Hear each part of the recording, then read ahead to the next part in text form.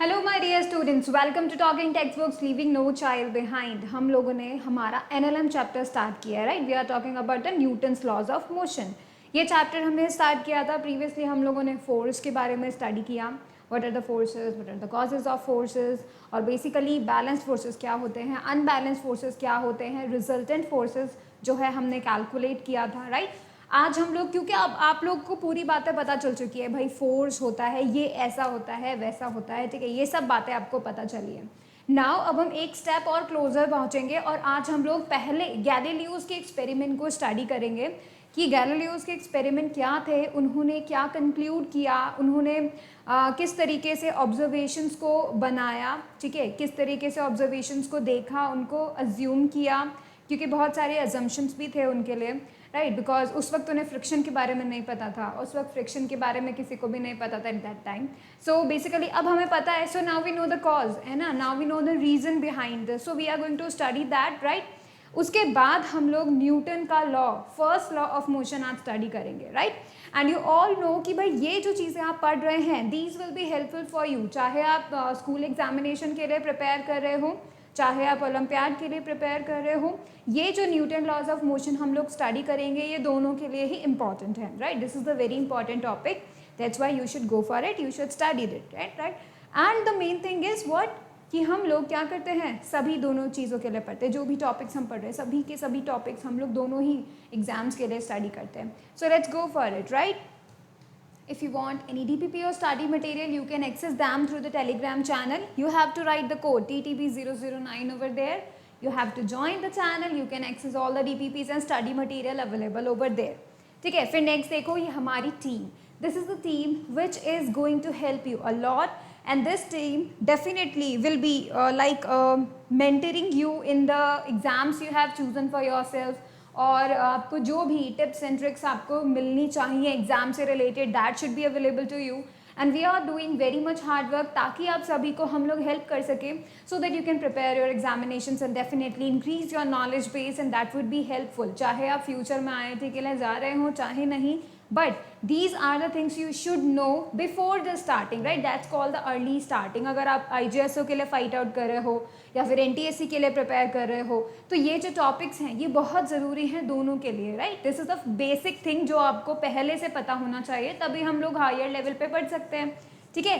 तो हम लोग यही कोशिश में लगे हुए हैं कि आप सभी को ये सब चीज़ें अवेलेबल करा सके, आपको जो अकॉर्डिंग नीड है, आपके एग्जामिनेशंस के अकॉर्डिंग, आपका जो आपने कॉम्पिटिटिव एग्जाम चूज़ किया हुआ है, जिसको आप फाइट करने जा रहे हो, उसके according these topics are the must and you should definitely go for it, right. तो आपको क्या करना है, you have to study with अस।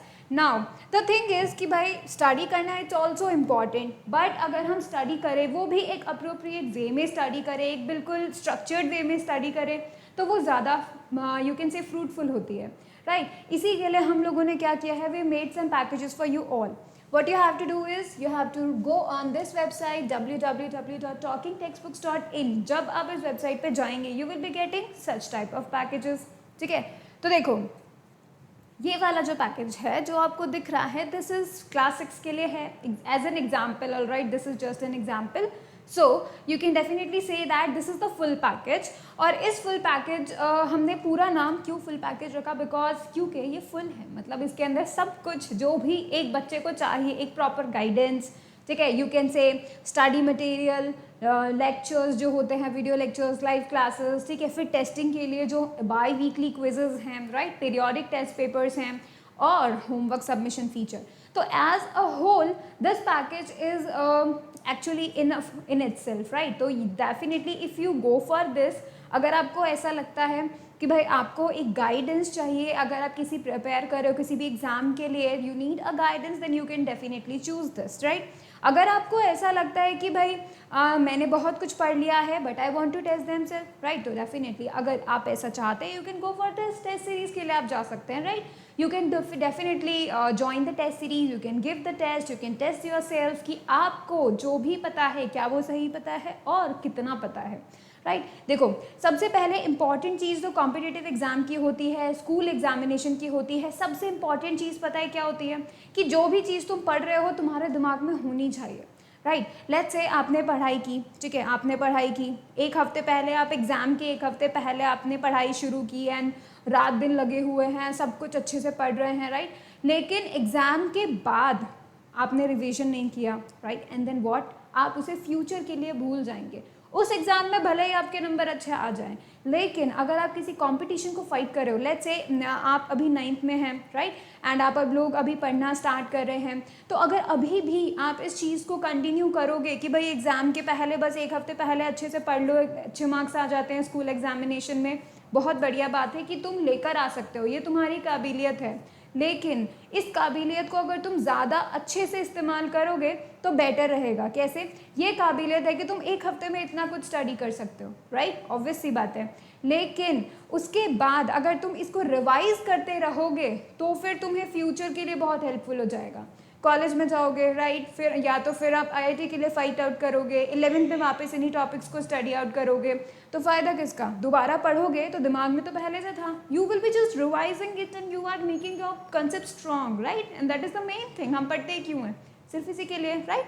तो ये चीज़ें इंपॉर्टेंट है, आप लोग क्रैमिंग नहीं करें, और जो क्रैमिंग में बहुत अच्छे हैं वो रिवाइज करते रहें ताकि जो क्रैम किया है वो सब दिमाग में सेट हो जाए, ठीक है। ऐसा नहीं करना है कि सिर्फ एक हफ्ते पढ़ना है, एग्जाम देने के बाद कुछ नहीं पढ़ना है, राइट, ऐसा नहीं करना है, right. You have to go for the knowledge, you have to make your self smart, you have to make your self number 1, right, and that it. तुम्हें क्या करना है? मेहनत करनी है, ठीक है। तो अगर तुम्हें ऐसा लगता है तुम्हें प्रॉपर गाइडेंस नहीं मिल रही है कि भाई इस एग्जाम से रिलेटेड मैं कैसे पढूं, क्या करूं, यू कैन डेफिनेटली टेलीग्राम मी, ठीक है। टेलीग्राम का जो मेरा कोड है, ठीक है, आप उसे नोट कर लेना और आप मुझे मैसेज करके पूछ सकते हैं, आई will be guiding you. And the next thing is कि जो आपका इम्पॉर्टेंस है वो इम्पॉर्टेंस है टॉपिक से रिलेटेड। एक एक टॉपिक को अच्छे से प्रिपेयर करते चलो, ठीक है। एनटीएससी के लिए भी प्रिपेयर हो जाएगा, आईजेएसओ के लिए भी प्रिपेयर हो जाएगा, right, and that's why these two are the basic thing. अगर तुम अभी एनटीएससी और आईजेएसओ के लिए प्रिपेयर करते हो, ठीक है, और हो सकता है कि तुम लोग सेलेक्ट ना हो, कोई दिक्कत की बात नहीं है, बिकॉज तुम जब फ्यूचर में इन्हीं टॉपिक्स को रिवाइज करोगे तो तुम उन सभी बच्चों से एक स्टेप आगे रहने वाले हो जो उस वक्त नए नए पढ़ना स्टार्ट करेंगे, राइट, एंड दैट्स वाई पहले से preparation is necessary. So basically डरो मत पढ़ने से एंड जस्ट स्टार्ट स्टडिंग। जो नहीं समझ में आता है you can definitely ask me in the comment section, और अगर तुम्हें लगता है कि तुम्हें और एक्स्ट्रा हेल्प चाहिए और एक्स्ट्रा गाइडेंस चाहिए, you can definitely message me, right. And the thing is कि अगर आप इन दोनों पैकेजेस में से किसी भी पैकेज को चूज़ करना चाहते हैं, बाय करना चाहते हैं, then you can definitely get a discount if you write this code CY Life। अगर आप ये CY Life कोड लिखते हैं तो क्या होता है, आपको 30% का डिस्काउंट मिल जाएगा। So basically if you decided कि भाई तुम्हें ये बाय करना है, then you can definitely write this code and get that 30% discount, right. और उसके बाद अगर तुम्हें इन कोर्सेज के बारे में जानकारी चाहिए कि भाई होमवर्क सबमिशन करना है तो कैसे करना है, राइट, या फिर हम लोग जब स्टडी कर रहे होंगे तो तुम्हारे डाउट्स कैसे क्लियर होंगे, या फिर टेस्ट कैसे देना है, कुछ भी, कोई भी आपको अगर ऐसा डाउट है तो you can call on this number 919549041111। If you call on this number then definitely you will be get a help, and आपका जो भी क्वेरी है रिलेटेड दीज पैकेजेस सभी के सभी सॉल्व हो जाएंगे, ओके। तो हम लोग अभी स्टार्ट करते हैं, है ना। सो स्टार्ट करने के पहले हम हमेशा प्रॉमिस करते हैं, so promise yourself that you will be watching the whole lecture, you will be making proper notes and you will be revising on the daily basis. देखो मैं बार बार आपको बोलती हूँ कि रिविजन इज़ द की, है ना। आप revise करोगे आप फ़ायदे में रहोगे, जो रिवाइज नहीं करेगा उसका पढ़ना बेकार है, ठीक है। इसलिए रिविजन इज़ द की। अगर तुम्हें स्मार्ट बनना है तो तुम्हें रिविजन करना चाहिए, समझे। चलो अभी हम अपना लेक्चर स्टार्ट करते हैं, ठीक है। सो लेट्स डू इट, है ना। कितना ब्लैंक स्लाइड्स है, तो हम लोग देखो, हम लोगों को पढ़ना है गैलीलियोज एक्सपेरिमेंट्स। तो देखो क्या हुआ था कि जो गैलीलियो थे ना, उन्होंने कुछ चीज़ों को ऑब्जर्व किया। He was very fond of the you can say the real things, ठीक है। तो जब कभी भी उन्होंने इस एक्सपेरिमेंट को पढ़ना स्टार्ट किया, he was very much observer, बहुत अच्छे से वो ऑब्जर्व करते थे, and he made some conclusions. He did 2 experiments, I will be telling you 2 experiments, alright. So let's see that, हम गैलीलियो एक्सपेरिमेंट्स देख रहे हैं। Experiment number 1, that's what we are going to talk about, alright. This is the incline plane, आप सभी को पता है, right. तो देखो क्या है, this is the incline plane, alright, and इस इंक्लाइन प्लेन पर गैलीलियो ने क्या किया था, एक्सपेरिमेंट किया था। व्हाट ही डिड, उन्होंने एक बॉल लिया, ठीक है, एक स्फेयर बोल सकते हो तुम लोग, एक बॉल बोल सकते हो, ठीक है। एंड व्हाट ही डिड, इन्होंने इसको रोल करते छोड़ दिया, ठीक है, मतलब इसको he made it rolling on this inclined plane. तो देखो क्या होता है, वो नीचे चले जाता है, ठीक है। What he observe in this, क्या उसने ऑब्जर्व किया, वो ये, जब हमने इसे यहाँ से छोड़ा, ठीक है, तो क्या हुआ, यहाँ पर जो उसका वेलोसिटी थी, उस वक्त जो उसकी वेलोसिटी, डेफिनेटली कुछ ना कुछ वेलोसिटी हम उसको चलो देंगे या फिर रख देंगे या फिर थोड़ा सा उसे धक्का दे देंगे, ठीक है। तो जो वेलोसिटी थी let's say at this point, ठीक है, अगर हम बोल देते हैं इसे, तो देखो, तो यहाँ पर ये जो वेलोसिटी थी, let's say at this point इसका वेलोसिटी अगर v होता है, and at the end because just before hitting the ground let's say the velocity is v dash, तो हमें ये बात पता है कि जब ये बॉल रोल डाउन कर कर नीचे आ रही थी तो क्या हो रहा था, उसका स्पीड इंक्रीज हो रहा था। क्यों इंक्रीज हो रहा था, we know the reason, because of the force of gravity, right, क्योंकि वो ग्रेविटी क्या कर रही है, उसको हेल्प कर रही है, उसको नीचे अपनी तरफ खींच रही है। एक फैक्टर ग्रेविटी का वहाँ पर है जिसकी वजह से उसका जो स्पीड है वो नीचे आते आते और भी ज़्यादा इंक्रीज हो जाता है, ठीक है। तो यहाँ पर मेन चीज़ क्या हुई कि भाई ये जो v डैश है, ठीक है, ये v डैश क्या होगा, ज़्यादा होगा या कम होगा इस v से, आप लोग मुझे खुद से बताएं। डेफिनेट सी बात है, ये जो वेलोसिटी होगी that velocity would be less than v dash. ये वाली जो वेलोसिटी है, वेलोसिटी एट दिस पॉइंट, यहाँ पर जब बॉल थी तब उसकी जो वेलोसिटी थी that would be greater than the velocity in the starting points. क्यों ग्रेटर होगी, बिकॉज नीचे आते आते ग्रेविटी ने अपना जादू चलाया और उसके वजह से क्या हुआ, उसके वेलोसिटी इंक्रीज होते गए, ठीक है। हर एक पॉइंट पे जैसे जैसे नीचे आ रहे थे ये बॉल, इसका वेलोसिटी क्या होते जा रहा था, इंक्रीज होते जा रहा था। सो ही ऑब्जर्व दिस कि भाई जब कभी भी हम लोग ऐसे रोल करवाते हैं किसी भी इंक्लाइन प्लेन पे, डाउन दी इंक्लाइन प्लेन, तो क्या होता है, बॉल अपना स्पीड इंक्रीज करती है, ठीक है। ही ऑब्जर्व दैट। फिर next experiment what he did, उन्होंने वापस से जो है एक इंक्लाइन प्लेन लिया, ठीक है। अब की बार उन्होंने क्या किया, ऊपर से नीचे इसको धकेलने के बजाय व्हाट ही डिड, इन्होंने नीचे से ऊपर उसको भेजा, ठीक है। तब क्या होता है, ये ऊपर जाती है, राइट, लेकिन हमें ये बात पता है जब ये ऊपर जाती है तो स्पीड धीरे धीरे क्या होती है, डिक्रीज होते जाती है, ठीक है। So if you want to talk about कि भाई यहाँ पर अगर मुझे लिखना हो कि इस पॉइंट पे लगभग इस पॉइंट पे लेट्स से इसका इनिशियल वेलोसिटी अगर v होता है और final velocity let's say not the final but on the upward points अगर इसका वेलोसिटी v डैश होता है, देन वी नो कि v will always greater than v dash. क्यों, क्योंकि हमें पता है ऊपर जाते जाते जो वेलोसिटी इसकी पहले से थी वो वेलोसिटी कम हो जाएगी। क्यों, because gravity will be pulling it downwards. Gravity क्या करेगी, इसे नीचे की तरफ खींचने की कोशिश करेगी, राइट। एंड दैट्स वाई हमें ये बात पता चल जाती है कि जब ये बॉल रोल होके ऊपर जाती है तो इसकी जो वेलोसिटी जो हमने इसे दी थी उससे क्या होते जाती है, कम होते जाती है जैसे जैसे ये ऊपर जाते जाती है, ठीक है। तो उन्होंने क्या देखा, उन्होंने ये चीज़ देखी कि भाई जब बॉल को नीचे फेंका तो स्पीड इंक्रीज हुई, जब बॉल को हमने ऊपर जाने की कोशिश की, ऊपर भेजने की कोशिश की तो स्पीड डिक्रीज हुई। तो मतलब अगर मैं क्या करूं, एक हॉरिजॉन्टल प्लेन की बात करूं, ठीक है, अगर एक हॉरिजॉन्टल प्लेन की बात करूं तो इसका मतलब इस हॉरिजॉन्टल प्लेन पर जो बॉल की स्पीड होगी that should be in between of these, इन दोनों के बीच में होना चाहिए। एक में इंक्रीज हो रहा है, एक में डिक्रीज हो रहा है, तो इसका मतलब इसमें कहीं ना कहीं that should B constant, right. And that's what he observe and he right the conclusions, ठीक है। उन्होंने क्या किया, उन्होंने बॉल को रोल करवाया एंड ही थॉट दैट कि अगर ऐसा होता है कि भाई जब हम इसे ऊपर से नीचे लेकर आते हैं तो इंक्रीज होता है, नीचे से ऊपर लेके जाते हैं तो डिक्रीज होता है, तो देयर हैज़ टू बी, जब हम क्या करें एक हॉरिजॉन्टल प्लेन पर जो है इसको अगर रोल करवाए तो there has to be something like between these, सिर्फ इन दोनों के बीच में ही कुछ ना कुछ इसका होना चाहिए, वेलोसिटी, इसका speed, right, and that should B the constant one, ठीक है। तो ये इनका पहला एक्सपेरिमेंट था, what he did that. Now let's talk about the second one experiment. देखो यहाँ पे भी अगर मैं वेलोसिटी लिखना चाहूँ तो स्टार्टिंग अगर v है और एंडिंग अगर v डैश है तो we can definitely write v is equals to v dash, ठीक है।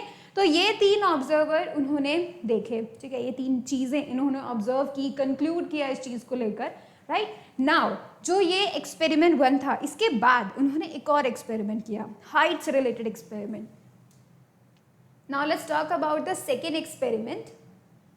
सेकेंड एक्सपेरिमेंट में आप देखो उन्होंने क्या किया, एक हेमिस्फेरिकल बाउल, ठीक है, आप उसको ले सकते हैं, एंड ही टेक दैट। फिर उन्होंने क्या किया कि उसका जो सरफेस है उसको थोड़ा स्मूथ रखा, like it has to be smooth, he wants to test it out what happens next.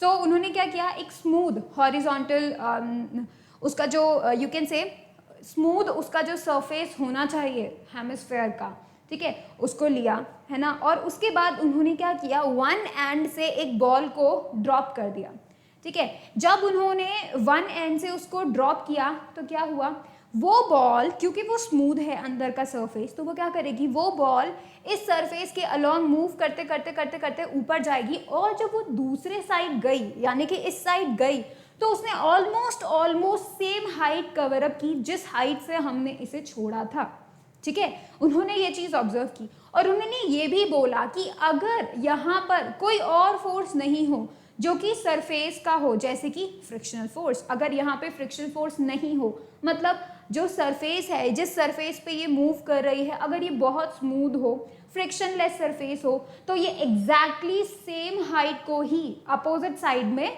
वहाँ तक पहुँचेगी, ठीक है। ये उन्होंने ऑब्जर्व किया, that was the first observation, right. फिर उन्होंने क्या किया, let's do something else with the path, ठीक है। तो उन्होंने क्या किया, नेक्स्ट क्या किया, थोड़ा सा ज़्यादा उन्होंने क्या किया, इसका जो स्लोप है उसको थोड़ा सा लंबा कर दिया, and he decrease the you can say the slope, ठीक है।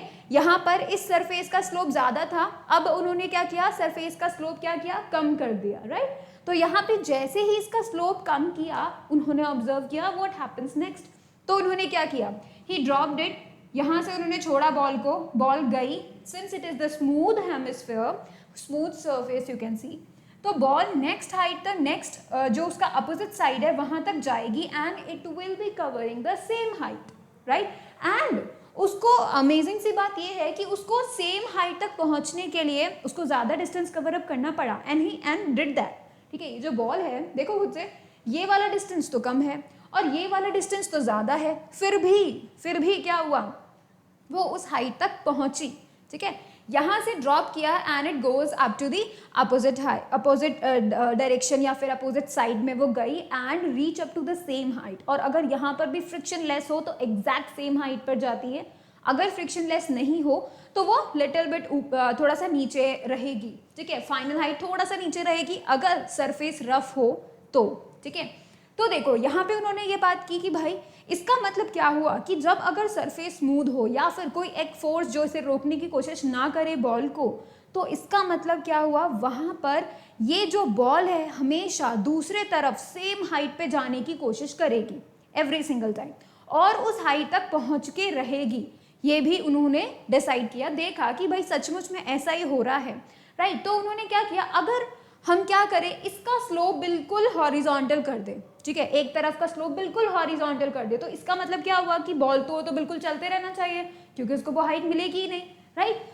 नेक्स्ट सी, उनका जो थर्ड ऑब्जर्वेशन जो है, he drop the ball from here, और यहाँ पर वो बिल्कुल हॉरिजॉन्टल उनको जाने दिया, ठीक है, बिल्कुल अब जीरो इन्होंने स्लोप कर दिया उसका, राइट, जो नेक्स्ट उसका सरफेस है। तो जो अपोजिट साइड में है, अब ये बॉल क्या करेगी, इसका स्पीड कभी भी डिक्रीज नहीं होगा, क्यों, क्योंकि उसको उस हाइट तक पहुंचना है जिस हाइट तक उससे छोड़ा गया, राइट, जिस हाइट से उसको छोड़ा गया था उसको उस हाइट तक पहुंचना है बॉल को, एंड क्योंकि दूसरा हाइट उसका ये जो पाथ है वो उसको उस हाइट तक लेकर ही नहीं जाता, it just a straight path, right. और यहाँ पे ना तो डिक्रीज हो रही है वेलोसिटी, ना इंक्रीज हो रही है, as we discussed in the experiment 1, right, it becomes constant. तो इस पाथ के अलोंग जब वो मूव करेगी, it will definitely try to reach up to that height which is never possible for this, right, not in this scenario, and that's why क्या होगा, जब ये उस हाइट तक पहुंचने की कोशिश करेगी उस वक्त वहाँ पे velocity would be the same, right, velocity will not be change, because ना तो ये ऊपर जा रही है ना तो ये नीचे जा रही है, राइट, दैट्स वाई वेलोसिटी में कोई भी वेरिएबल नहीं होगा, velocity would be the constant, and this is the, as you can say, the observations from the Galileo जो कि आए हैं। एंड क्या हुआ, कि जब गैलीलियो ने ये कंक्लूजन्स निकाले, ये ऑब्जर्वेशंस निकाले, सो न्यूटन जो थे उन्होंने स्टडी किया, उन्होंने इन ऑब्जर्वेशंस को बहुत अच्छे से स्टडी किया, यूनिफाई किया, and then what he did, he concluded his laws, जो कि न्यूटन्स लॉज ऑफ मोशन नाम से जाने जाते हैं, right. And this is the, you can see the first one, right, and I will be telling you that, but before that we are going to write the observations here, right. And let me tell you the observations जो कि बहुत ही ज़रूरी हैं,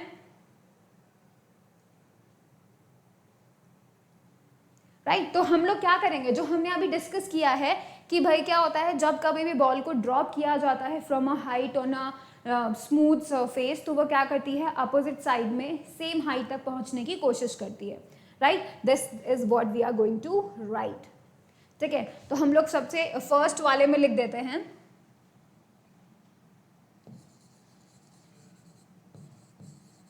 when ball is dropped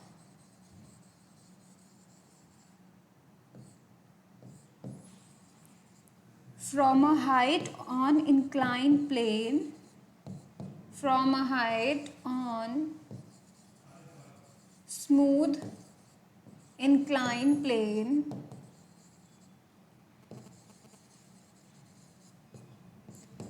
the ball reach up to same height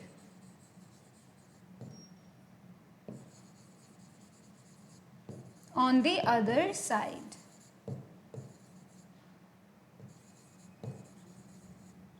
This is the number one observation. अगर हम किसी height से एक इंक्लाइन प्लेन पर बॉल को ड्रॉप करेंगे, then it will go up to the same height on the opposite you can say part or you can say the other side. ठीक है. सेकेंड वाले में जब हम बात कर रहे हैं तो हम यहाँ बोल रहे हैं that the path is elongated. अब उसका डिस्टेंस ज़्यादा हो गया, ठीक है, मतलब that ball has to cover big distance to reach up to that height and it did so, right. तो हम लोगों ने यहाँ पे लिखा है that in this scenario definitely we are talking about the second one. ठीक है, तो यहाँ पर हम लिखेंगे the ball will still reach up to same height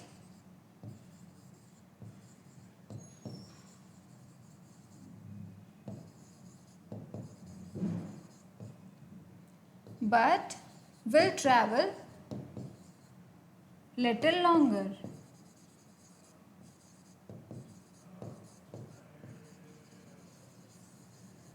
ठीक है, वो अभी भी सेम ही हाइट को अचीव करेगी बट वो थोड़ा सा ज़्यादा मूव करेगी, ज़्यादा डिस्टेंस कवर अप करेगी, राइट. थर्ड की अगर हम बात करते हैं तो यहाँ पर ही वी कैन से कि वो ट्राई करेगी कि वो उस हाइट को अचीव कर सके, but in doing so it can't do that. ठीक है, इन डूइंग सो कि उसका जो वेलोसिटी होगा that would be constant, right. So in this scenario we will be saying the ball will try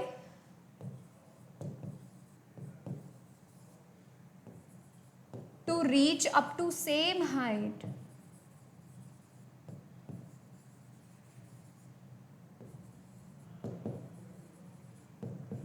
and in doing so its velocity will be constant.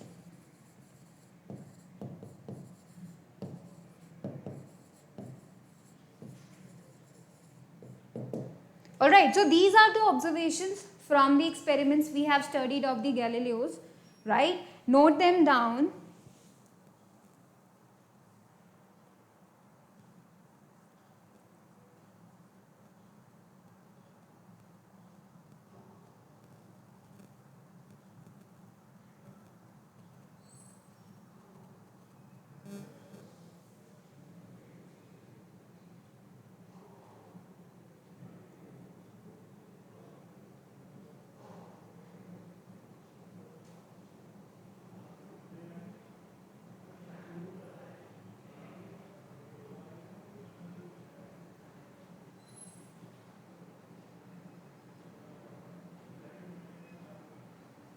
Alright, तो ये हमने अभी देखा है, right.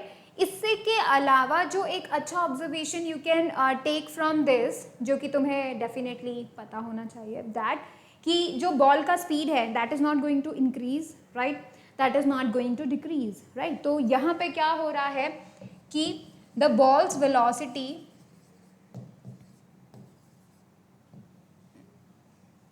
will not increase or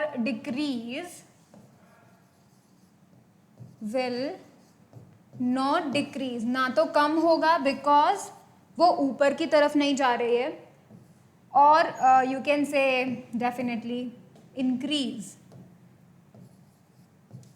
क्योंकि ना वो नीचे की तरफ जा रही है, राइट।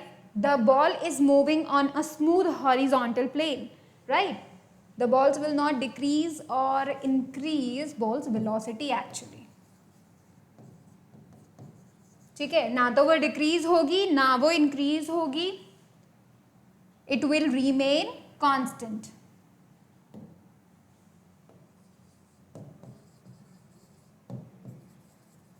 ठीक है। तो वो कांस्टेंट रहेगी, वो ना चेंज हो रही है एंड ना वो यू कैन से डिक्रीज हो रही है एंड इंक्रीज। बट ये तो किसकी बात है, ये सिर्फ स्मूथ सरफेस की बात है, ठीक है। अगर स्मूथ सरफेस की जगह पे कोई एक और फोर्स है जो कि फ्रिक्शन हो सकता है, जो कि क्या कर सकता है, उसके वेलोसिटी को चेंज करने की कोशिश कर सकता है। और अगर ऐसा होता है, अगर वहाँ पे फ्रिक्शन जो है प्रेजेंट रहता है, तो हम बिल्कुल बोलेंगे कि बॉल की velocity will definitely going to decrease, right. उसके पाथ में जाते जाते धीरे धीरे कम हो सकती है। सो जो मेन ऑब्जर्वेशन हमें यहाँ से मिला, that the body will continue to do so the thing it is doing unless an external force acts on that, right. तो जो मेन चीज हम लोगों ने देखी वो ball will continue to move with velocity, ball will continue to move with constant velocity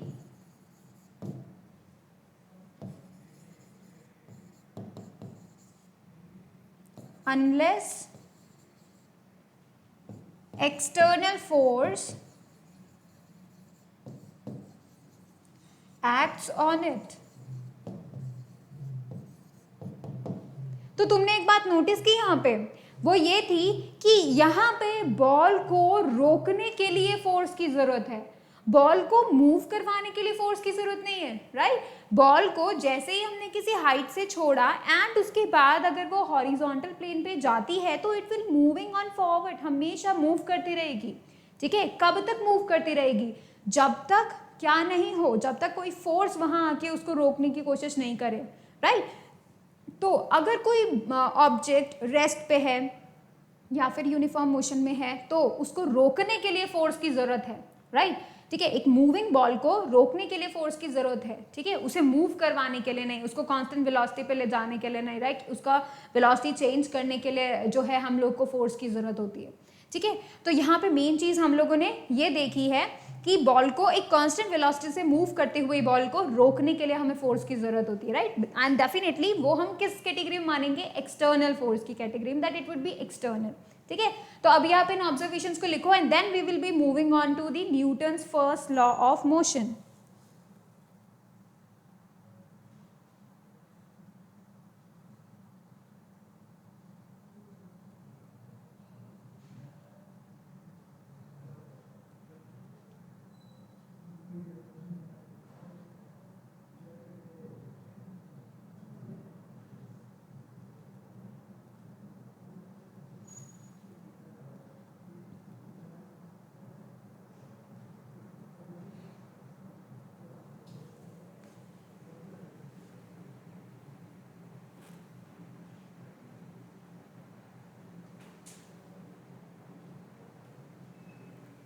alright, तो अब हम पढ़ते हैं न्यूटन्स का first law and what is that. उसका स्टेटमेंट जो है वो कुछ इस तरीके से है, every body remains in its state of rest और uniform motion in a straight line unless it is compelled by some external force. अब देखो, कोई भी बॉडी अगर वो आराम से बैठी हुई है, ठीक है, अगर वो आराम से बैठी हुई है तो वो कब तक नहीं मूव करेगी, जब तक कोई एक्सटर्नल फोर्स वहां नहीं हो, उससे उसका इंटरैक्शन नहीं हो, ठीक है। अगर कोई बॉडी कांस्टेंट वेलोसिटी से मूव कर रही है, just like we see in the case of the ball which is going on the horizontal surface, वो तब तक नहीं रुकेगी जब तक कोई फोर्स उसे रोकने की कोशिश नहीं करे, राइट? ये मेन चीज हमको समझनी, that is the Newton's first law of motion. ठीक है, देखो बेसिकली यहाँ पे आपको क्या देखना है, वो ये चीज देखनी है, जैसे आप अभी अपने कमरे में चारों तरफ देखो, ठीक है, वहाँ पे बेड भी होगा, राइट, वहाँ पर सोफा भी हो सकता है, टेबल भी हो सकता है, राइट, आपकी नोटबुक्स, आपकी बुक्स, आप उन सबको ऑब्जर्व करो, वो जैसी रखी हुई है ना वो वैसी ही रखी हुई है, सही बात है, राइट? अब वो बॉडी जो आराम से रेस्ट में रखी हुई है, उनका खुद से मन नहीं होता है कि वो मूव करने लग जाए, ठीक है? और अगर ऐसा तुम्हारे रूम में मूव कर रही हैं, ठीक है, बुक्स इधर उधर जा रही हैं, तो पक्का कर लो कि वहाँ पे भूत है, ठीक है? तो मेक श्योर अगर तुम्हारे आसपास जो चीज़ें हैं वो रेस्ट में रखी हुई थी, तुमने बुक एक जगह रख दी, वो वहीं रखी रहेगी जब तक तुम वहाँ से उठा के उसको कहीं और नहीं ले जाते, राइट? और अगर ऐसा है, अगर तुम्हारे कमरे का सारा सामान तुमने जहाँ रखा था वैसा का वैसा है, तो दैट मीन्स तुम्हारे रूम में भूत नहीं है, ठीक है? और ये तुम्हें बताता है न्यूटन का फर्स्ट लॉ। क्या बताएगा कि जो चीज़ें रेस्ट पे रखी होती हैं वो अपने आप मूव नहीं करती, ठीक है? कब तक वो खुद से मूव नहीं करेगी? जब तक तुम फोर्स नहीं कर देते उनको मूव करने के लिए। फॉर एग्जाम्पल लेट्स से आपने क्या किया, आपने ट्राई किया कि आप टेबल को धक्का मार रहे हो, ठीक है? अगर आप उसको धक्का मारोगे तब तो वो हिलेगा, ठीक है, तब तो वो मूव करेगा, राइट? लेकिन अगर आप उसे धक्का नहीं मारोगे तो वहीं कहीं रखा रहेगा, उसको खुद से कुछ नहीं होता, खुद से दिमाग में नहीं आता कि भाई मैं मूव करना शुरू कर दूँ, ठीक है? And that is the thing कि भाई जब तक कोई बॉडी रेस्ट में अगर रखी होती है, ठीक है, और वो रेस्ट में रखी हुई है, तो वो तब तक रेस्ट में रहेगी जब तक कोई एक्सटर्नल फोर्स उसके ऊपर ना लगे, ठीक है? अब नेक्स्ट एग्जाम्पल देते हैं किसका, यूनिफॉर्म वेलोसिटी का, ठीक है? तो अगर कोई बॉडी अगर यूनिफॉर्म मोशन में है, ठीक है, यूनिफॉर्म मोशन में वो मूव कर रही है, तो उसको कोई मन नहीं है अपना वेलोसिटी चेंज करने का, ठीक है, उसको कोई इंटेंशन नहीं है कि अपना डायरेक्शन चेंज कर ले, कुछ भी कर ले। मेन थिंग इज कि वो बॉडी है वो कैसे, जिस पोजीशन में, जिस यू कैन से वेलोसिटी से जा रही है, यूनिफॉर्म वेलोसिटी से, वो उसी वेलोसिटी से जाना चाहती है। बट अगर आपने फोर्स लगा दिया, ठीक है, तो दिक्कत ये है कि वो रुक जाएगी, बिकॉज एक्सटर्नल फोर्स अब वहाँ है, प्रेजेंट है, उसके ऊपर लग रहा है, राइट? तो कोई भी बॉडी यूनिफॉर्म मोशन में है या फिर रेस्ट पे है, तो वो तब तक रहेगा जब तक कोई और इंटरफेयर ना करे, जब तक कोई और एक्सटर्नल फोर्स उन ऑब्जेक्ट्स पे नहीं लगाए, ठीक है? ये बातें हमें किससे मिलती हैं सीखने को, Newton's first law of motion, ठीक है? तो भाई तुम्हारे कमरे में तुमने देख लिया ना कि कोई चीज़ नहीं हिल रही है, आराम से जो चीज़ रखी थी वो रखी हुई है, दैट मीन्स तुम्हारे जो रूम है उसके अंदर भूत वगैरह नहीं है, और जो न्यूटन्स का लॉ है वो भी साबित हो गया, राइट? अब देखो नेक्स्ट थिंग कि अगर एक बॉडी, ठीक है, रिमेन्स अनएसिलरेटेड, नो एसिलरेशन, ठीक है, नो एसिलरेशन का मतलब रेस्ट भी होता है और नो एसिलरेशन का मतलब कांस्टेंट वेलोसिटी भी होता है, ठीक है? इफ एंड ओनली इफ, कब, सिर्फ तभी होगा ऐसा, the resultant force on it is zero, अगर बॉडी के ऊपर फोर्स नहीं लग रहा है, ठीक है, रिजल्टेंट फोर्स नहीं लग रहा है, ठीक है, तो आप क्या मानेंगे, that the body is unaccelerated, right? क्योंकि देखो ना F equals to M A हमने सीखा, force equals to M A सीखा था ना। अब अगर A की वैल्यू मैं जीरो कर देती हूँ, F equals to M A है, A का वैल्यू मैंने कर दिया जीरो, तो फोर्स भी तो जीरो हो गया, सही बात है? तो इसका मतलब कि कोई भी बॉडी अनएसिलरेटेड रहेगी, मतलब उसके ऊपर एसिलरेशन जीरो होगा, कब तक, जब तक कि फोर्स जो है वो जीरो से कुछ वैल्यू वालेबल नहीं हो जाए, ठीक है? अगर फोर्स भी जीरो है तो एसिलरेशन भी जीरो होगा, अगर एसिलरेशन जीरो है तो फोर्स भी जीरो होगा, ठीक है? That is the thing you can get from the Newton's first law of motion. वैसे सेकंड में हम लोग इसे पढ़ते हैं, ठीक है? और इस केस में हम बोलते हैं the body is in equilibrium. तो देखो दो तरीके के इक्विलिब्रियम तुमने अभी देखे। पहला इक्विलिब्रियम रेस्ट पे है, मतलब एक बॉडी अगर रेस्ट पे है तो वो रेस्ट पे रहेगी, वो उसका इक्विलिब्रियम है, वो शांति से अपना जीवन जी रही है रेस्ट पे बैठ के।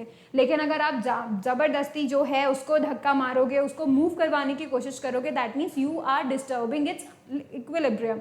और फिर जब अपने मूव करवा के उसे छोड़ दिया एक बार, ठीक है, आपने क्या किया, टेबल को धक्का मार के उसको थोड़ी देर के लिए छोड़ दिया, तो वो वापस से उसी पोजीशन में है, राइट? उसने अब वो मूव नहीं करा ना, जैसे ही आपका फोर्स लगना बंद हुआ वैसे वो भी रेस्ट में चला गया, तो वो भी कैसे चला गया, इक्विलिब्रियम में चला गया, ठीक है?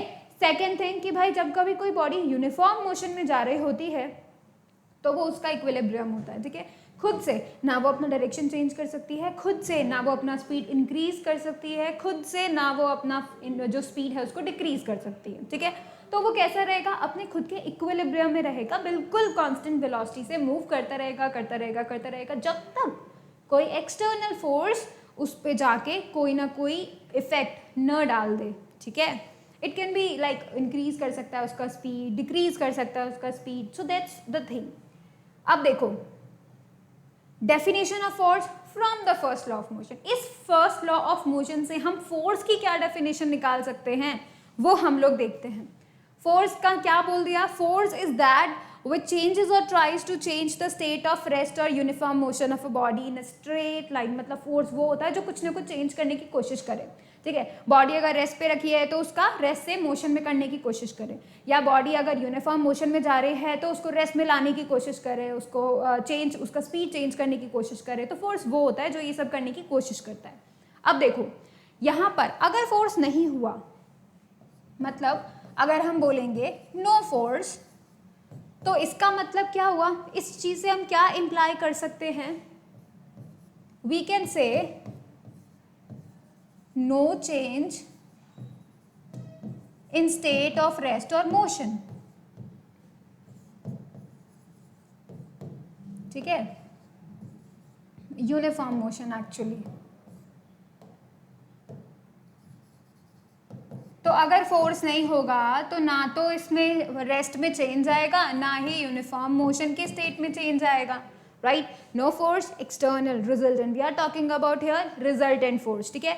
तो अगर रिजल्टेंट फोर्स नहीं होता है तो चेंज भी नहीं होगा, ठीक है, वो जैसा था वैसी ही जिंदगी जीता रहेगा, राइट।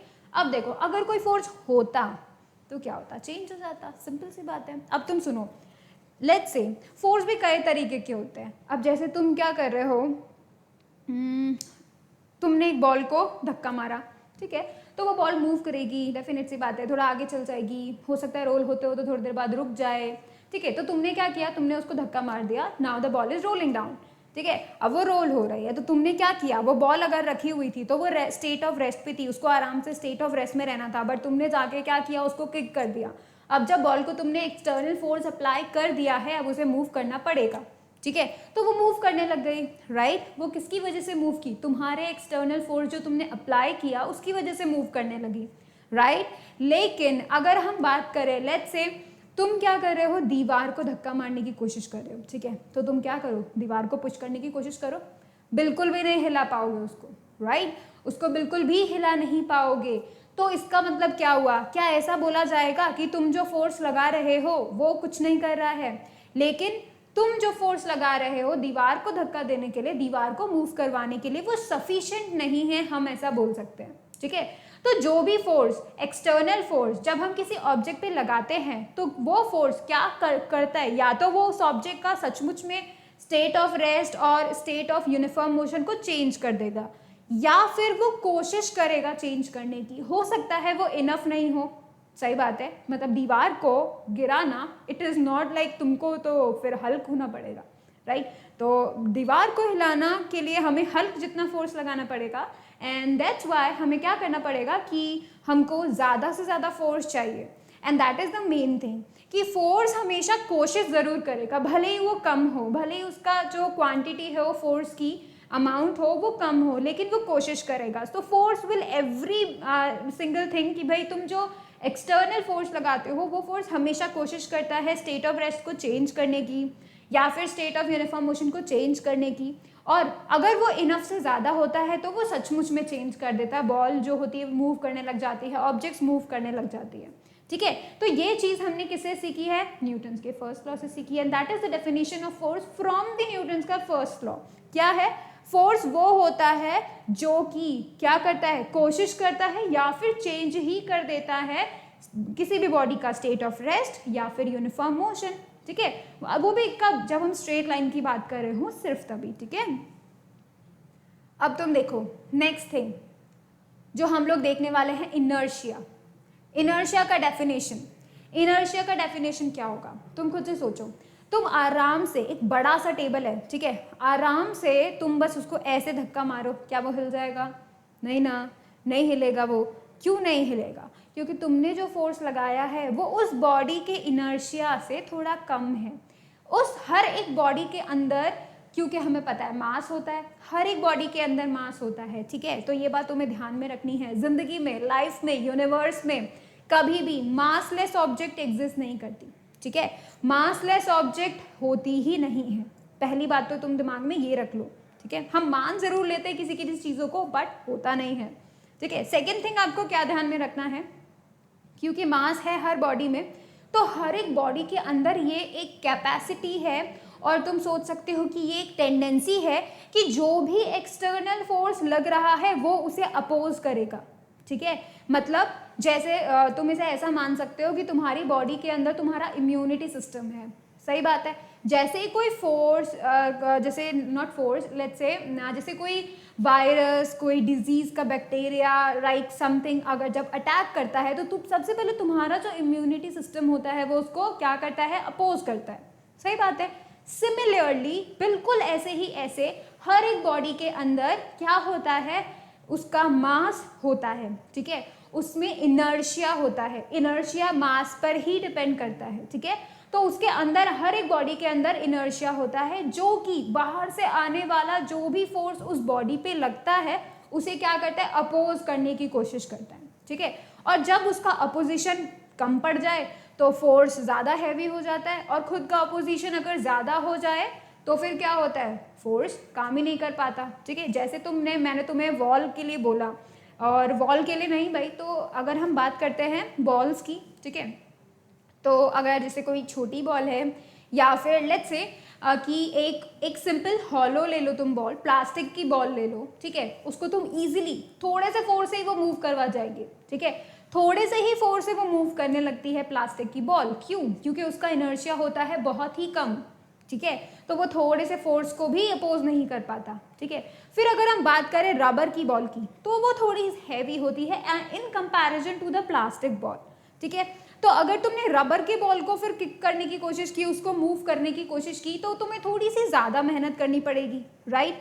क्या था उसमें ऐसा जो तुम्हें ज़्यादा मेहनत करनी पड़ी, वो था उस बॉडी का इनर्शिया, क्योंकि उसका मास ज़्यादा है, उसके पास ज़्यादा इनर्शिया है, मतलब उसके अंदर तुम जो एक्सटर्नल फोर्स लगा रहे हो उसको अपोज करने की टेंडेंसी ज़्यादा है, ठीक है। तो इसका मतलब किसी बॉडी का जितना ज़्यादा मास होगा उसका उतना ही ज़्यादा इनर्शिया होगा, और उसे मूव करवाने के लिए तुम्हें उतना ही ज़्यादा फोर्स अप्लाई करना पड़ेगा, ठीक है। अब अगर तुम इस रबर की बॉल की बजाय आयरन की बॉल ले लो ऑफ द सेम साइज, उसको मूव करवाना तो और भी मुश्किल होगा, राइट, तुमको और भी ज़्यादा फोर्स लगाना पड़ा। तो प्लास्टिक की बॉल, रबर की बॉल, आयरन की बॉल, इन सब में ऐसा क्या डिफरेंस था। We are not talking about the materials here, because materials की वजह से इनका मास भी ज़्यादा हो जाता है, राइट। तो we are just talking about the thing जो कि इन तीनों में थी, जिन्होंने इस फोर्स को अपोज करने की कोशिश की, और डेफिनेट सी बात है कि बहुत ज़्यादा तुमको फोर्स लगाना पड़ा, ठीक है, आयरन के केस में। सो the thing inside them is the inertia, ठीक है। हर एक बॉडी में ये एग्जिस्ट करता है, right, and you have to oppose the inertia अगर तुम चाहते हो कि बॉडी मूव करने लगे, ठीक है। देखो, जब तक इनर्शिया लड़ रहा है एक्सटर्नल फोर्स है, तब तक तो बॉडी मूव नहीं करेगी। अगर इनर्शिया हार गया, ठीक है, इनर्शिया का जो अपोजिशन है वो कम रह गया, फोर्स एक्सटर्नल ज़्यादा हो गया, तो बॉडी मूव करने लगती है, ठीक है। तो तुम इसे डेफिनेटली जो है समझ सकते हो that the tendency of the body to oppose the change in its state of rest, खुद का जो स्टेट है, अगर वो रेस्ट में है तो वो रेस्ट में रहना चाहती है। कोई फोर्स अगर उस पर अप्लाई कर रहा होगा तो वो उसको अपोज करेगी कि मुझे मूव नहीं करना, लाइक दैट, ठीक है। अपोज करना है, एंड वो अपोज करने का जो उसका टेंडेंसी है कि वो इस चेंज को नहीं होने देना चाहती, उसके अंदर ये जो टेंडेंसी है, that is termed as the inertia, ठीक है। अब हम बात करते हैं इसका description, and what's that, the body can not change by itself its position, remember this, खुद से कोई भी बॉडी अपना ही रेस्ट का स्टेट, अपना ही यूनिफॉर्म का स्टेट खुद से चेंज नहीं करती। उसे एक एक्सटर्नल क्या चाहिए होता है, एक एक्सटर्नल फोर्स चाहिए होता है ताकि वो अपना स्टेट ऑफ रेस्ट चेंज कर सके, ठीक है। खुद से चेंज नहीं कर सकती, because of what, because of inertia, क्योंकि वो हर एक बॉडी के अंदर इनर्शिया है, दैट्स वाई वो खुद से रखे रखे मूव नहीं कर सकता, right. And that is the reason कि जो टेबल तुम्हारे रूम में रखा हुआ है वो खुद से नहीं चलने लगता, बिकॉज उसके अंदर मास है, उसके अंदर इनर्शिया है, ठीक है। तो अब क्योंकि उसके अंदर इनर्शिया है, उसके अंदर मास है, तो वो खुद से मूव नहीं करेगा, तुम्हें एक्सटर्नल फोर्स देना पड़ेगा तभी जाके वो मूव करेगा, ठीक है। नेक्स्ट चीज तो हमें देखनी है डिपेंडेंस ऑन मास। ये किस पे डिपेंड करता है, ये जो इनर्शिया है वो किस पे डिपेंड करता है, मास पे डिपेंड करता है, ठीक है। You have to see the mass of the body is the measure of inertia. जितना ज्यादा मास उतना ज्यादा इनर्शिया और तुम्हें उतना ज्यादा फोर्स लगाना पड़ेगा, ठीक है। More the mass more the inertia. So basically आपको ये समझना है, अगर ज़्यादा मास हो गया तो मतलब ज़्यादा टेंडेंसी हो गई बॉडी की, जो खुद के जो चेंज हो रहा है मोशन में, खुद के स्टेट में जो चेंज हो रहा है उसको अपोज करने का जो टेंडेंसी है वो ज़्यादा हो गई, और इसकी वजह से तुमको ज़्यादा फोर्स लगाना पड़ेगा ताकि बॉडी मूव कर सके, right. And just note them down because these are the important things.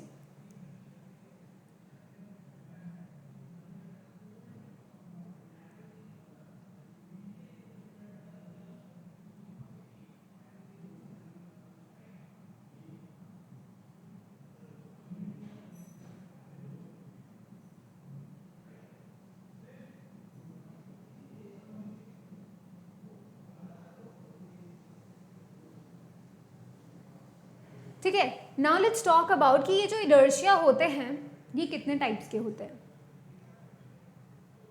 ठीक है। तो सबसे पहला जो आता है वो आता है इनर्शिया ऑफ रेस्ट, ठीक है।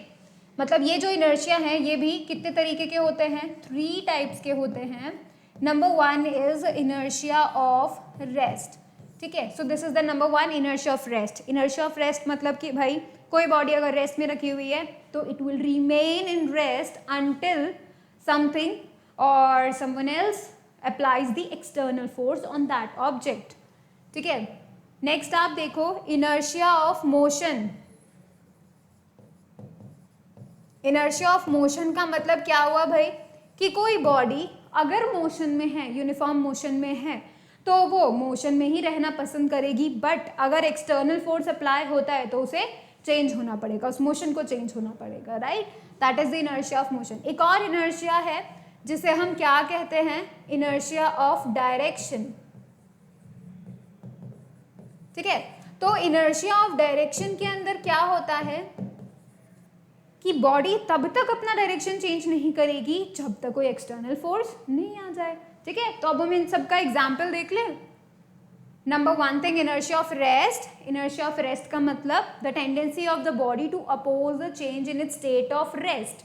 सिर्फ अपने रेस्ट के स्टेट को चेंज नहीं होने देना चाहती, तो वो जो अपोजिशन है उस चेंज को रेजिस्ट करने का जो अपोजिशन है, ठीक है, तो उसी को हम क्या बोल देंगे, इनर्शिया ऑफ रेस्ट बोल देंगे। When some external unbalance forces is applied on it. Example देखो तुम इनका। Example, have you ever seen this experiment. हाँ, देखो क्या हो क्या रहा है इसमें। हम क्या करते हैं, कॉइन को एक पेपर के ऊपर रख देते हैं, ठीक है। Take a little bit of you can say cardboard ले सकते हो, थोड़ा अच्छा होना चाहिए कि वो स्टेबल रख सके। What you have to do is you have to just flick the card, ठीक है। जो कार्ड है उसको फ्लिक करो। अब क्या होगा, कॉइन नीचे गिर जाएगा ग्लास में और पेपर या फिर जो तुम्हारा कार्डबोर्ड है वो दूसरी तरफ चला जाएगा। क्यों ऐसा हुआ, क्यों? बिकॉज देखो ये जो ऊपर का जो कॉइन रखा हुआ है, ठीक है, ये थोड़ा हैवी होगा, ठीक है, और क्योंकि ये थोड़ा हैवी होगा इसके पास मास है, ये रेस्ट पे रखा हुआ है, तो इसके पास क्या है, इसका इनर्शिया जो कि इसे मूव करने को रोकेगा, राइट। एंड क्योंकि जब हम फ्लिक करते हैं तो the motion is very much fast, ठीक है, तो जिन पेपर होता है उसका मोशन बहुत ज़्यादा होता है, और जिसकी वजह से क्या होता है, उस जो मोशन, पेपर का जो मोशन हुआ वो मोशन कॉइन पे लगने के पहले ही पेपर चला जाता है। सो ओह नो, देखो अभी मेरे हाथ से भी जो है ये गिर गया, सो जस्ट लाइक दैट वो भी गिर जाता है। अभी देखो ये जो कॉइन है, ठीक है, इसके पास मास है, एंड बिकॉज वो जो मोशन कार्डबोर्ड का हुआ जल्दी से उधर चला गया, वो मोशन कॉइन तक पहुंचने से पहले ही क्या होता है, कार्डबोर्ड हट जाता है और कॉइन वहीं का वहीं गिर जाता है। This is just because of the inertia जो कि कॉइन के पास था, ठीक है।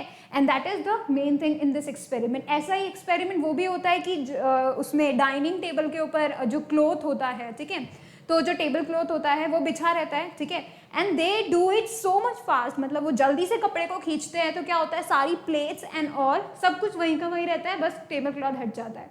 This is the trick just by with this, right. तुम इनर्शिया ऑफ रेस्ट से ये ट्रिक बता सकते हो। अगला एग्जाम्पल देखो, हमें जब फ्रूट्स चाहिए होता है, ठीक है, तो क्या होता है फ्रूट्स को नेचुरली जो है तोड़ने के लिए क्या किया जाता है, जनरली जो ब्रांचेस निकल रही होती है उनको हम स्ट्रक करते हैं, ठीक है, तो उनको स्ट्रक करते ही फ्रूट्स जो है मोस्टली फ्रूट्स नीचे गिर जाते हैं। Reason behind this is because fruits क्या है, ट्री से अटैच है, ट्री क्या है, रेस्ट पे बैठा हुआ है, so these fruits are also at rest, ठीक है। अब उनके पास मास है तो इनर्शिया भी है, तो वो रेस्ट पे रहते हैं, ठीक है। फिर जैसे ही हम क्या करेंगे, ब्रांचेस को स्ट्रक करेंगे, तो ब्रांचेस को स्ट्रक करने पे क्या होगा, हमने ब्रांचेस को मोशन दे दिया, राइट, हमने ब्रांचेस को क्या किया, मोशन दे दिया। और अगर हम जल्दी से ऐसा करेंगे ना तो क्या होगा, ब्रांच तो फटाफट से मूव हो जाएगी, लेकिन जो एप्पल्स होते हैं, जो फ्रूट्स होते हैं, ठीक है, वो वहीं की वहीं रह जाएंगे because of their rest, and फटाफट से वो गिर के टूट जाएंगे, right. And that is the reason कि जो यू कैन से अच्छे से पके हुए जो फ्रूट्स हैं वो नेचुरली इसी वजह से भी गिर जाता है, बट ठीक है। पर ये वाला मैथड जो कि इनर्शिया को यूज कर रहा है, इनर्शिया ऑफ रेस्ट को यूज कर रहा है, ये भी काफी अच्छा है if you want to get some fruits, ठीक है। नेक्स्ट आप देखो, जब हम कारपेट की सफाई करते हैं, कारपेट की सफाई करने का लिए भी यही मेन चीज हम लोग देखते हैं। वो मेन चीज क्या होती है, वो मेन चीज ये होती है कि यहाँ पे हमको क्या करना पड़ता है, इसे बीट करना पड़ता है। बीट करने का रीजन क्या हुआ, बीट हमने किया तो हमने क्या किया, कारपेट को मोशन दे दिया, राइट। जब हमने कारपेट को मोशन दे दिया तो क्या होगा, उसके ऊपर जो धूल जमी, उसके ऊपर जो डस्ट पार्टिकल्स हैं वहां पे, वो स्टेट ऑफ रेस्ट पे थे, राइट। जैसे ही पार्टिकल्स जो थे स्टेट ऑफ रेस्ट पे हैं, और हमने जैसे ही कारपेट को मूव करवाया तो वो जल्दी से, you have to do it very fast, ठीक है। तो जैसे हम जल्दी से करवाएंगे तो कारपेट मूव हो जाएगा और धूल वहीं की वहीं रह जाएगी, जिसकी वजह से वो गिर जाएगी, right. And that is the main reason कि हम इस तरीके से साफ भी कर सकते हैं, ठीक है। तो इनर्शिया ऑफ मोशन काफी हेल्पफुल है हम लोगों के लिए।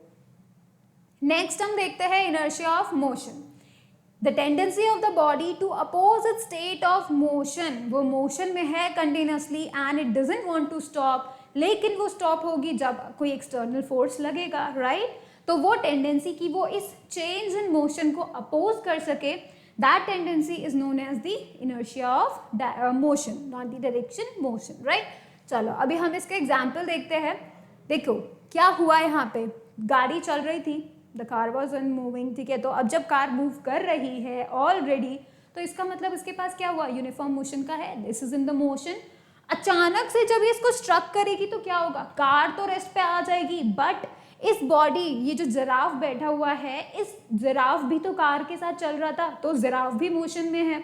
अब क्योंकि जिराफ भी मोशन में है, और क्या हुआ, जो जिराफ की इनर बॉडी है, जो कार के अंदर है, जो कार से अटैच है एक्चुअली में, वहां पे क्या होगा, वो बॉडी तो बिल्कुल जल्दी से रुक जाएगी, लेकिन वो बॉडी जो कि अटैच नहीं है वो आगे की तरफ झुक जाएगी, because there would be a force, ठीक है। ये मोशन में था आराम से, उसको कोई चिंता नहीं थी, उसकी जो अपर बॉडी थी वो किस में थी, मोशन में थी, अलोंग द कार, राइट। अचानक से रुकी तो उसको मोशन में ही रहना था, अपर बॉडी को मोशन में ही रहना था, लेकिन लोअर बॉडी क्योंकि कार से अटैच थी तो वो रुक गई। अपर बॉडी अभी भी मोशन में रहना चाहती है, so because of the direct this inertia of motion, इसको आगे की तरफ एक जर्क फील होगा, right. That is the thing, that is the inertia of motion. एक और एग्जाम्पल देखते हैं हम, जो रनर्स होते हैं, एथलीट्स होते हैं, वो रनिंग करते हैं, तो जैसे वो अब इस जो उनका रिबन है जैसे ही अटैच हो जाता है, उसके बाद भी वो थोड़ी दूर तक दौड़ते रहते हैं, बिकॉज वो अभी तक किस में थे, मोशन में थे। एंड जब उनका बॉडी मोशन में था, it will remain at rest, remain in the motion unless external force acts on it, so they have to stop themselves, खुद को रोकना पड़ता है उन्हें, और खुद के मस्कुलर फोर्स अंदर से अप्लाई करके खुद को रोकना पड़ता है। तो वो क्या करेंगे, वो मूव करते रहेंगे, थोड़ी दूर जाने के बाद वो रुकेंगे। सो बेसिकली ये क्या था, क्योंकि उनके अंदर इनर्शिया ऑफ मोशन उस वक्त था, ठीक है, वो अचानक से रुकने वाला नहीं है, राइट। उनको रोकने के लिए धीरे धीरे जाना पड़ेगा, so the body will remain in the you can say the in the motion. अगर कोई एक्सटर्नल फोर्स जो कि इन्होंने खुद के मस्कुलर फोर्स से लगाया, जब तक नहीं लगेगा तब तक वो मूव करते जाएंगे, right. And that is the main thing, इसीलिए कुछ दूर तक जो रनर्स हैं वो भागते रहते हैं after crossing the ribbons, right। This is the example of the inertia of motion. Now let's talk about the inertia of direction. देखो अगर कोई बॉडी स्ट्रेट लाइन में मूव कर रही है तो वो मूव करती रहेगी unless you apply some force कि वो अपना डायरेक्शन चेंज कर ले। जैसे एग्जाम्पल देखो, वैसे तो नॉर्मल सभी ऐसे एग्जाम्पल्स होते हैं, ठीक है, लेकिन आप इसमें देख सकते हो the tendency of a body to oppose any change in its direction of motion is known as inertia of direction. अब उसमें सबसे अच्छा एग्जाम्पल क्या, let's say you are riding a bicycle, आप बाईसाइकिल राइड कर रहे हो। जब आप बाईसाइकिल को राइड कर रहे हो तो आप सीधे जा रहे हो, राइट। अगर आपको लेफ्ट टर्न लेना है, राइट टर्न लेना है, what you have to do, you have to apply the force, you have to move the handle, right, and that means you are applying the force, क्योंकि आपने external force लगाया है तभी जाके डायरेक्शन चेंज हुई, right, this is the thing. और उसमें इतना उसका जो इनर्शिया, अगर हम डायरेक्शन का बोले तो हम ये चीज़ को देख सकते हैं। आप क्या कर सकते हैं, एक thread, you can say take a thread और उसके अंदर जो एक स्टोन है या फिर एक पैबल ले सकते हो, ठीक है, उसको बांध दो, जो है उसको स्टिक कर दो एंड देन क्या करो, देन राउंड इट, इसको क्या करो अपने चारों तरफ जो है इसको घुमाओ। जैसे ही आप घुमाओगे तो क्या होगा, ये जो स्टोन है इसके अंदर क्या जनरेट हो जाएगा, द इनर्शिया ऑफ मोशन में आ जाएगा वो, ठीक है। बट क्योंकि ये इनर्शिया ऑफ डायरेक्शन होता है एंड दैट्स वाई ये जो बॉल है, पैबल है, वो क्या करेगा, हमेशा सीधे जाने की कोशिश करेगा, ठीक है, हमेशा सीधे जाने की कोशिश करेगा। बट क्योंकि वो इस वायर से बंधा हुआ है इसीलिए वो चारों तरफ गोल गोल रोटेट करेगा, ठीक है। जैसे ही ये कनेक्शन कटा, ये थ्रेड कटा, वैसे ही क्या होगा, ये बिल्कुल स्ट्रेट लाइन में मोशन करने लग जाएगा। So basically every body which is moving wants to move in a single direction, but because हमें क्या चाहिए, हमें अगर डायरेक्शन चेंज करवानी है then we have to apply some external force ताकि क्या हो, जो डायरेक्शन है वो चेंज हो सके, right. So there are many examples जहाँ पर आप inertia of rest, inertia of motion, inertia of direction को देख सको, एनालाइज कर सको, ऑब्जर्व कर सको, बहुत सारे एग्जाम्पल्स हैं, ऑलराइट। तो आज हमने क्या देखा है, हमने गैलीलियोस के एक्सपेरिमेंट्स देखे हैं एज वेल एज हमने न्यूटन्स का लॉज ऑफ मोशन भी देखा है, first law of motion, right. तो आपको क्या करना है, आपको अभी इनके नोट्स बनाने हैं, प्रिपेयर करने हैं, start doing the questions, right. Submitting homework को बिल्कुल शुरू कर दो अभी तुम इस चैप्टर का, alright. And that was the thing जो कि हमें आज के लिए पढ़ना है। So that's all for today. Thank you so much for watching the video. Please like it, share it, subscribe it, and definitely you have to click on the bell icon so that you remain notified for the upcoming videos. Thank you so much. Bye.